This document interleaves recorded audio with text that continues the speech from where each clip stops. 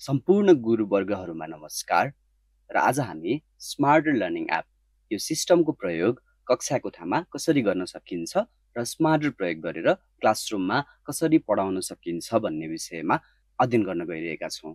हजुरहरू देख्न सक्नुहुन्छ smart login भए पश्चात विभिन्न किसिमका अप्सनहरू देखा पर्दछन् र यसमध्ये पनि हामीले सबैभन्दा बढी प्रयोग गर्ने कक्षा कोठामा ई लाइब्रेरी अप्सन रहेको छ। यसलाई हजुरहरूले आफ्नो विद्यालयको इलेक्ट्रोनिक लाइब्रेरीको रूपमा बुझ्न सक्नुहुन्छ। यस लाइब्रेरी भित्र विभिन्न किसिमका डिजिटल कन्टेन्टहरू रहेका हुन्छन्। जस्तै हामीले ई लाइब्रेरी भित्र गइसके पछाडी हामीले कुन चाहिँ कक्षामा पढाउनु पर्ने हो उक्त कक्षामा सेलेक्ट गर्नुपर्ने हुन्छ र त्यसपछाडी आफ्नो विषय सेलेक्ट गर्ने र त्यसपछाडी यहाँ विभिन्न किसिमका च्याप्टर तथा लेसन्सहरू देखा परेका छन् र हामीले पढाउन गइरहेको च्याप्टरलाई नै हामीले ओपन गर्नुपर्छ र भिडियो यसरी देखा पर्दछ र हजुरहरूले यो भिडियोमा क्लिक गर्नुभयो भने यो भिडियो प्ले गर्न सकिन्छ र शिक्षकले आफ्नो आवश्यकता अनुसार यस्ता भिडियोहरूलाई बिचमा पज गरेर फर्दर एक्सप्लेन पनि गर्न सक्नुहुन्छ र उक्त कन्सेप्टलाई अझ प्रष्टसँग स्टुडेन्टहरूलाई बुझाउन पनि सक्नुहुन्छ। यो त थियो ई लाइब्रेरी भित्र रहेका विभिन्न डिजिटल सामग्रीहरू। त्यसै गरी हामी कक्षा 10 मा गयौं भने पनि हजुरले विभिन्न सब्जेक्टहरू देख्न सक्नुहुन्छ र यसभित्र उक्त सब्जेक्टसँग रिलेटेड आवश्यक डिजिटल कन्टेन्टहरू देखा पर्दछन्। शिक्षक वर्गहरू यति मात्र नभएर स्मार्ट लर्निङ पेडालोजीमा एउटा नयाँ फिचर आएको छ जसलाई हामी भर्चुअल ल्याब भन्दछौं। भर्चुअल ल्याब बेसिकली इन्टरएक्टिभ कन्टेन्टहरू भएको प्लेटफर्म हो। यसभित्र भर्चुअल ल्याबमा गएर हामी पुनः भर्चुअल ल्याबमा क्लिक गरेपछि केही भर्चुअल ल्याब्स गेम्सहरू देखा पर्दछन् जुन म्याथमेटिक्स सब्जेक्टसँग रिलेट गर्दछन्। जस्तै हामी देख्न सक्छौं फ्र्याक्सनको इन्ट्रो। हामीले यसमा क्लिक गर्यौं भने यो फ्र्याक्सन लेसन जुन चाहिँ विद्यार्थीहरूलाई बुझ्नको लागि केही कठिन पनि हुने गर्दछ र हामीले पुनः भर्चुअल ल्याबमा क्लिक गरे पश्चात यहाँ गेम सेक्सन पनि रहेको छ। हजुरहरूले इन्ट्रोडक्सन र ल्याब पनि हेर्न सक्नुहुन्छ भने यो विशेष गरी भर्चुअल ल्याबको गेमले चाहिँ हामीलाई फ्र्याक्सनको सिम्पलदेखि कम्प्लेक्स कन्सेप्टहरू बुझाउनको लागि सहयोग गर्दछ। उदाहरणको लागि हामीलाई 3 वटा कोष्टकहरू दिएका छन् जसमा हामीले 1/1 फ्र्याक्सन तयार गर्नुपर्ने छ भने दोस्रोमा 1/2 वाला फ्र्याक्सन प्रयोग गर्नुपर्ने छ।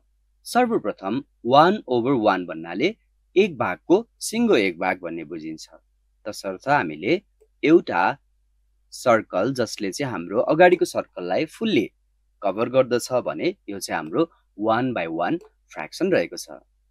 त्यसै गरी हामीलाई दोस्रो नम्बरमा चाहिएको छ 1/2 फ्र्याक्सन। यो कन्सेप्टलाई अझ क्लियरली बुझ्नको लागि हजुरहरूले यहाँ क्लिक गर्न सक्नुहुन्छ र यस पछाडी आवश्यक अनुसार ग्रिड पनि तयार भएको छ। अर्थात् हाम्रो एउटा होल सर्कल डिभाइड भएर 2 वटा पार्टमा विभाजित भएको छ। त्यसकारण हामीले कुनै एउटा आधी पार्टलाई चाहिँ यहाँनिर राख्यौं भने यो 2 वटा भाग मध्येको एक भाग भन्ने बुझ्न सकिन्छ। त्यसै गरी तेस्रो एक्जाम्पल रहेको छ 2/3। 3 वटा पार्ट मध्ये 2 वटा पार्ट चाहिने हामीलाई। त्यसकारण हामीले यहाँ 3 वटा फ्र्याक्सन यसरी तयार गर्न सक्छौं र हामीलाई चाहिँ 2 वटा पार्ट चाहिँ देखाउनु पर्ने भएको कारणले गर्दा 2 वटा साइड यसरी चाहिँ हामीले फिल गर्न सक्छौं र यो कन्सेप्टको प्रयोग गरेर चाहिँ हाम्रो विद्यार्थीहरूले फ्र्याक्सन लगायतका विभिन्न किसिमका म्याथमेटिक्सका कम्प्लेक्स कुराहरू पनि सजिलै गेमिफाइड भर्जनमा सिक्न सक्नुहुन्छ र यसमा विभिन्न लेभलहरू पनि प्रोभाइड गरिएको हुन्छ र लेभलहरू जति बढ्दै जान्छन् उक्त लेसनको कम्प्लेक्सिटी पनि त्यति नै बढ्दै जान्छ। त्यसै गरी जुन डिजिटल कन्टेन्ट्सको बारेमा हामीले कुरा गरिरहेका छौं उक्त कन्टेन्टहरूमा भिडियोजहरू देखाइसके पश्चात यसको टप राइट बटनमा लेट्स प्ले एन्ड लर्न भन्ने अप्सन पनि देखा पर्दछ। अर्थात् हामीले यो भिडियो विद्यार्थीहरूलाई देखाएर पढाइसके पछाडी उक्त लेसन विद्यार्थीहरूले बुझे नबुझेको लेट्स प्ले एन्ड लर्न अप्सनबाट पनि हामीले एक्सप्लोर गर्न सक्छौं र यो प्रश्न बेसिकली हामीले पढाउँदै गरेको भिडियोसँग सम्बन्धित रहेको छ र यहाँ प्रश्न रहेको छ what is the definition of science. अब साइन्सको विभिन्न किसिमका परिभाषाहरू दिएका होलान्। यदि सबै परिभाषाहरू राइट छन् भने अल अफ देममा सेलेक्ट गर्न सकिन्छ र यो हाम्रो चाहिँ राइट अप्सन पनि रहेको थियो। त्यसैगरी नेक्स्ट प्रश्न रहेको छ, who propounded the law of gravitation? Albert Einstein, Isaac Newton, Robert Boyle, Galileo Galilei.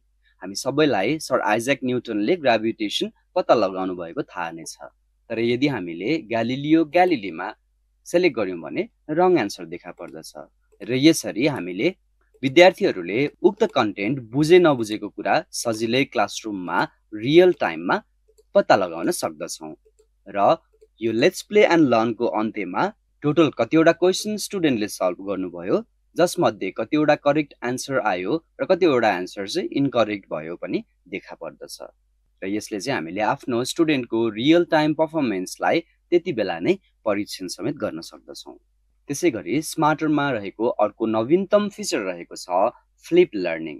Flip learning यो बेसिकल्ली यो फिचर चाहिँ हामीले कुनै पनि लेसन क्लासरुममा शिक्षकले पढाउनु भन्दा अघिल्लो दिन नै विद्यार्थीहरूलाई उहाँहरूको ल्यापटप, मोबाइल अथवा अन्य ग्याजेटसम्म स्मार्टर लर्निङ एप प्रयोग गरेर पठाउन सकिन्छ। र यसको फाइदा विद्यार्थीहरूले कुनै पनि लेसन शिक्षकबाट पढ्नुभन्दा अगाडि नै आफूले घरबाट तयार भएर आइसकेका हुन्छन् र हाम्रो भोलिपल्टको क्लास वान वे नभइकन इन्टरेक्टिभ हुन जान्छ। अर्थात् विद्यार्थीहरूले पनि केही बुझिसकेको हुनाले उहाँहरूले सजिलै उक्त लेसनको बारेमा थप जानकारीहरू शिक्षकबाट एक्सप्लोर गर्न सक्नुहुन्छ। र हामीले यो भिडियो पठाउनको लागि यहाँ टिक गर्नुपर्ने हुन्छ र यसको टाइटल पनि हामीले लेख्नुपर्ने हुन्छ। हामीले सेटको भिडियो स्टुडेन्टलाई सेटको लेसन पठाउँदैछौँ, त्यही कारणले गर्दा टाइटल सेट लेखिएको छ र डिस्क्रिप्सनमा हामीले हाम्रो विद्यार्थीहरूले उक्त लेसन घरबाट अध्ययन गरेपछि के बुझ्नुभयो अथवा के गरेर लिएर आउन सक्नुहुन्छ उक्त असाइनमेन्ट चाहिँ यहाँ लेख्न सक्छौँ। सो अहिलेको लागि please note down the important points. र यस पश्चात हामीले सबमिट बटनमा क्लिक गरेपछि उक्त लेसन विद्यार्थीहरूले आफ्नो मोबाइल एप्लिकेसन अथवा ल्यापटपमा स्मार्टरको माध्यमबाट पाउन सक्नुहुन्छ। स्मार्टरमा अन्य विभिन्न किसिमका युजफुल फिचर्सहरू पनि रहेका छन्, जसको बारे हामी अब आउने भिडियोजहरूमा स्टेप बाई स्टेप कसरी प्रयोग गर्न सकिन्छ भनेर तयार गर्ने नै छौँ। र आजको लागि भने हामीले क्लासरुममा ई लाइब्रेरीको प्रयोग गरेर कसरी पढाउन सकिन्छ, उक्त इन्टरेक्टिभ भिडियोजहरूलाई कसरी शिक्षकले चाहिँ मोर इलेबोरेट गरेर स्टुडेन्टहरूलाई प्रेजेन्ट गर्न सक्नुहुन्छ, त्यस्तै भर्चुअल ल्याब के हो र यो गेमले कसरी विद्यार्थीहरूलाई हेल्प गर्छ, सँगसँगै फ्लिप लर्निङ जुन विद्यार्थीहरू आफै पहिला तयार भएर कसरी आउन सक्दछन् भन्ने विषयमा चर्चा गर्यौँ। म आशा गर्दछु हजुरहरू सम्पूर्णले ई लाइब्रेरी, भर्चुअल ल्याब र फ्लिप लर्निङको बारेमा बुझ्नु नै भयो होला। र आगामी भिडियोमा हामी अन्य फिचर्सहरूको बारेमा पनि चर्चा गर्ने नै छौँ। धन्यवाद, नमस्ते।